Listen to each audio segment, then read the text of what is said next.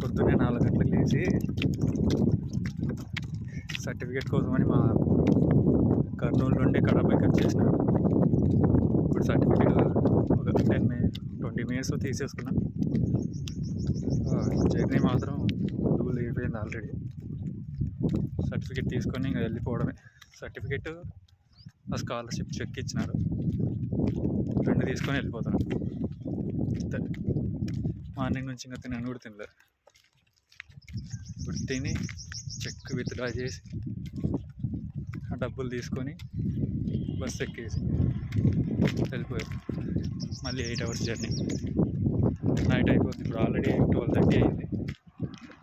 Night అయిపోద్ది ఇంకా ఇంటికి వెళ్ళిపోయేసరికి.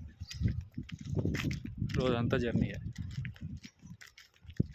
ఇప్పుడు కర్నూలు నుంచి మళ్ళీ నంద్యాలకు పోయి, నంద్యాల నుంచి కడపకు పోయి, కడప నుంచి వేంపల్లికి వచ్చి, వేంపల్లి నుండి ప్రొద్దుటూరుకు పోయి, ప్రొద్దుటూరు నుంచి మళ్ళీ కర్నూలుకు పోయి, మా ఊరికి పోయి, మళ్ళీ 2-3 రోజుల తర్వాత మళ్ళీ వైజాగ్ వెళ్ళిపోవాలి.